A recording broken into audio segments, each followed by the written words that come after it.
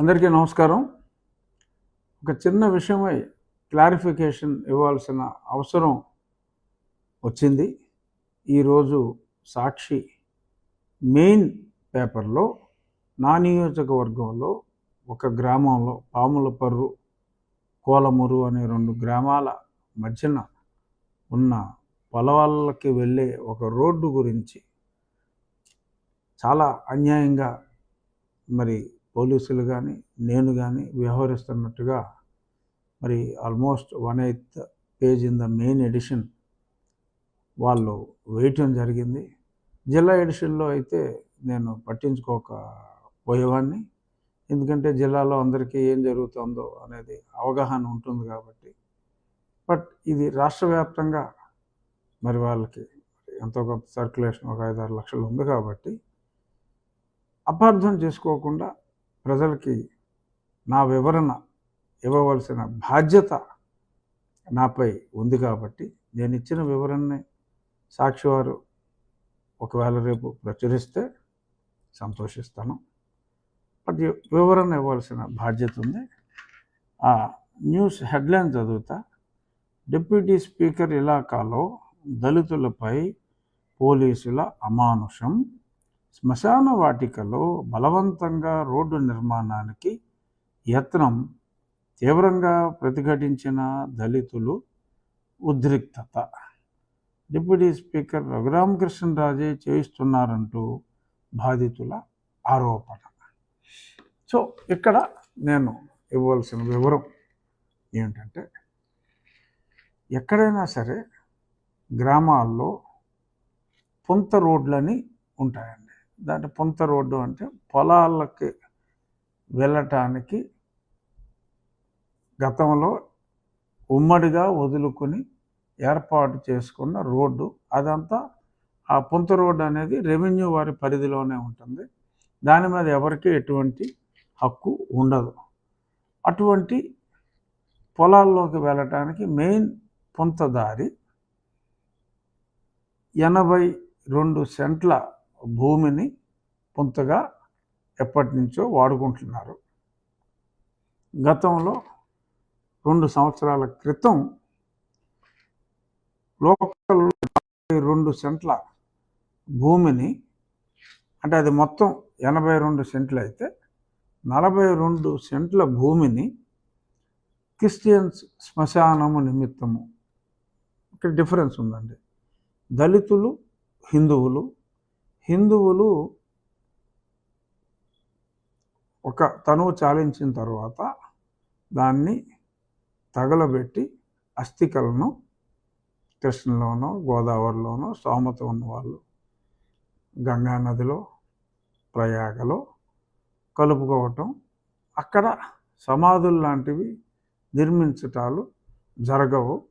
So ఎక్కడైనా సరే హిందువుల శ్మశానం చాలా తక్కువ స్థలంలోనే, అంటే కార్యక్రమాలు నిర్వహించుకోవడానికి, పూజలు చేయటానికి కొంత స్థలం అవసరమైనప్పటికీ కూడా ఓవరాల్గా స్థలం రిక్వైర్మెంట్ ఒక్కో గ్రామాల్లో ఒక అరెకరం, కొన్ని చోట్ల 25 సెంట్లు అలాగే ఉంటుంది.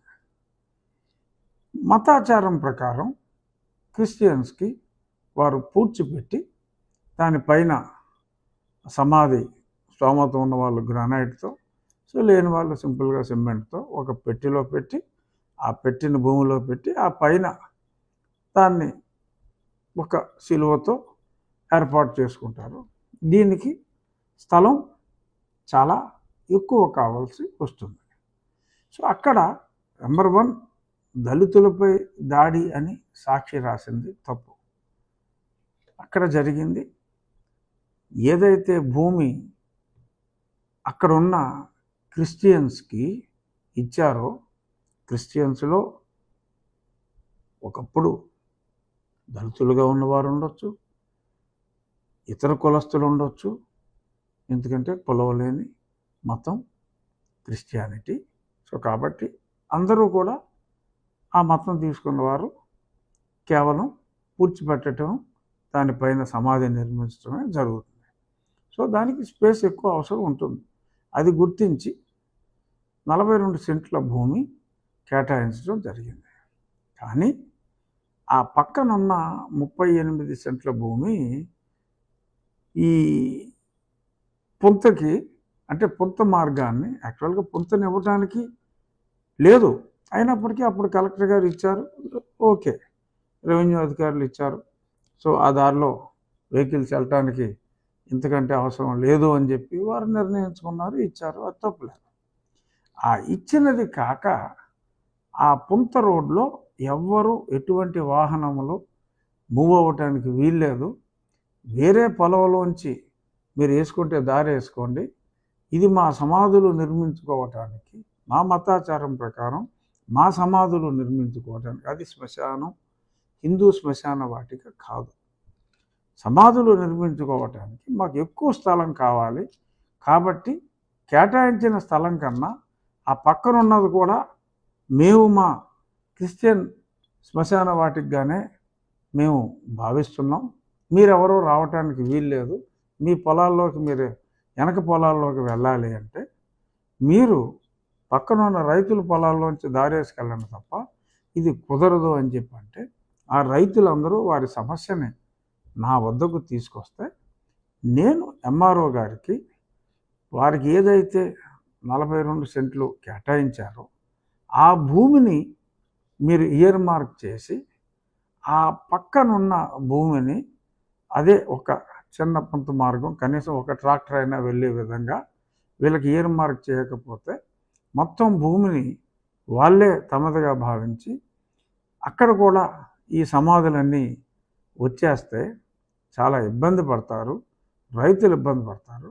సో కాబట్టి ఉన్న వారికి కలెక్టర్ గారు అలాట్ చేసిన భూమిని వారికి ఇచ్చి ఆ పక్కన రైతులకి ఇబ్బంది లేని విధంగా, వెనకాల చేపల చెరువులు ఉన్నాయి, వరి పొలం ఉంది. సో కాబట్టి ఆ వెహికల్స్, వరి అయితే ధాన్యం తెచ్చుకోవాలి, మరి చేపల చెరువులు అయితే డైలీ మేత వేయాలి, ఇవన్నీ ఉన్నాయి. కాబట్టి వారి హక్కులకి భంగం కలిగించకుండా వీరికి ఇచ్చిన దాన్ని ఇబ్బంది లేకుండా రెవెన్యూ వాళ్ళని విడగొట్టమని పంపిస్తే వాళ్ళు తీసుకెళ్ళిన పరికరాలని అక్కడికి వచ్చి ఆ పరికరాలని తీసి పక్కనున్న కాలువలోనే ఎక్కడో విసిరేసి రివర్స్లో దాడి చేసి ఒకళ్ళిద్దరు వ్యక్తులు, సొమ్మసి వెళ్ళాలంటే ఏముందండి, కళ్ళు మూసుకుని పడిపోతే సొమ్మసి వెళ్ళిపోయారంటారు. సో ఊరికేనే మరి అలా కళ్ళు తిరిగి పడిపోయినట్టుగా నటిస్తే వీరు నిన్న ఎండ 38 డిగ్రీలు ఉంది అక్కడ, వీరు తీసుకెళ్ళి చొక్కా వేసుకున్నప్పటికీ ఆ రోడ్డు మీద పడుకోబెడితే మరి తార్ రోడ్డు సర్రని కాలుతుంది కాబట్టి ఏదో కొద్దిగా కాలిన వెంటనే వాళ్ళు లేచిపోయారు. వాళ్ళని హాస్పిటల్కి కూడా తీసుకెళ్లారు. ఎటువంటి గాయాలు ఏమీ లేవని చెప్పి వాళ్ళు ఉల్లాసంగా ఉత్సాహంగానే ఉన్నారని చెప్పి డాక్టర్లు తీర్మానించారు. సో అంతా సజావుగా ఈరోజు కాకపోతే రేపైనా జరుగుతుంది. ఇక్కడ చెప్పవలసింది ఏంటంటే, సాక్షి వారికి దళితులపై దాడి అన్నది పచ్చి అబద్ధం. ఎవరిపైనా దాడి లేదు, దళితులు వారు అసలు కానే కారు. వారి మతాచారం ప్రకారం మాకిచ్చిన స్థలం కాదు, మాకు ఇంకా స్థలం కావాలి, ఏదైనా సరే మేము తీసుకుంటాం, అడ్డొస్తే అడ్డొచ్చిన అధికారులని కొడతాం, మేమే తనులు తిన్నట్టుగా పడిపోతాం, సాక్షి పేపర్లో వాళ్ళు రాస్తారు అనే ఈ దురుద్దేశాలు సమంజసం కాదు. గౌరవనీయులైన సాక్షి యాజమాన్యానికి నేను చెప్పేది ఏంటంటే, వచ్చి గ్రౌండ్ రియాలిటీ చూడండి, ఆ పేపర్స్ వెరిఫై చేయండి. రేపొద్దున మీ సాక్షి కార్యాలయాలు ఉంటాయి, ఆ కార్యాలయాల్లో 4 శవాలు తీసుకొచ్చి పాతేసి ఈ శ్మశానం ఇది మా క్రిస్టియన్స్ శ్మశానానికి మేము వాడుకుంటున్నాం, ఎందుకంటే మాకు భూమి సరిపోవట్లేదు, దినదినం సంఖ్య పెరుగుతుంది, మేము పాతి పెట్టాలి అని నీ సాక్షి కార్యాలయం ఆక్రమించుకుంటే ఏం చేస్తావు అని whoever is the owner of Sakshi, ఎందుకంటే అఫీషియల్గా మరి నాకు తెలిసిన జగన్మోహన్ రెడ్డి గారు నాకు సంబంధం లేదంటున్నారు కాబట్టి, ఎవరైతే సాక్షి యాజమాన్యం, ప్రస్తుత యాజమాన్యం ఎవరున్నారో మీ కార్యాలయాల్లో ఇలాగే అక్కడ పబ్లిక్ రోడ్ని ఎలా అయితే ఆక్యుపై చేసి సమాధి నిర్మించినట్టే మీ కార్యాలయంలో సమాధి నిర్మించి రేపటి నుంచి ఈ కార్యాలయంలో చుట్టుపక్కల ఉన్న భూభాగాన్ని మేము మా సమాధుల కోసం వాడుకుంటామంటే అది ఎంత తప్పు అవుతుందో ఇది అంతే. రిప్రజెంటేషన్ ఇవ్వండి. ఇంకెక్కడైనా ఖాళీ స్థలం ఉంటే ఎక్కడైనా సరే వారికి ఖననం చేయటానికి ఏర్పాట్లు చేసుకోవచ్చు. ఈ పొలానికి ఇదే దారి. సో కాబట్టి ఈ దారిని మూసేస్తే వెనకాల ఉన్న పొలాలన్నీ నిరుపయోగం అయిపోయే ప్రమాదం ఉంది. కాబట్టి రైతుల ఆవేదనని గమనించి వీళ్ళ భూమిని టచ్ చేయకుండా న్యాయం చేయమని చెప్పి నేను ఎంఆర్ఓ గారికి చెప్పటం జరిగింది. వారిని అక్కడికి రానివ్వకుండా వీరు చర్యలు తీసుకుని రివర్స్లో నేను దాడి చేసినట్టుగా మాట్లాడటం సాక్షి యాజమాన్యానికి సమంజసం కాదు అని నేను తెలియజేయటం కోసం ఈ వివరణ ఇవ్వవలసి వచ్చింది. ప్రజలు అంటే చాలామంది సాక్షి పేపర్ చదవకపోవచ్చు, బట్ ఆ చదివిన కొద్దిమంది నన్ను అపార్థం చేసుకోకుండా ఈ నిజం చెప్పవలసిన బాధ్యత ఉంది. నో డౌట్ మీకు శ్మశానానికి ఎక్కువ స్థలం అవసరం అవుతుంది. ఎందుకంటే అనుదినం పుట్టివాళ్ళు పుడుతూ ఉంటారు, చనిపోయేవారు చనిపోతూ ఉంటారు. వారి అవసరాల కోసం కావాలి అంటే ఇది పద్ధతి కాదు. ఎక్కడైనా స్థలాలు మీరు కొనుక్కోవచ్చు. చర్చ్ ప్రాపర్టీస్ చాలా ఉన్నాయి. ప్రభుత్వం కూడా మీరు అడిగితే కాదందు, ఇస్తుంది. కానీ ఇలా పక్కవారి ప్రాంతాలని ఇలా ఆక్రమించుకుని రివర్స్లో దౌర్జన్యాలు చేసి దాన్ని పోలీసులో లేదంటే స్థానిక ఎమ్మెల్యేయో చేసినట్టుగా సాక్షి పేపర్లో తప్పుడు రాతలు రాయటం సమంజసం కాదు అని ఇటు క్రైస్తవ నాయకులకు అలాగే సాక్షి యాజమాన్యానికి సవినయంగా తెలియజేయటానికి ఈ వివరణ. ధన్యవాదాలు. Thank you.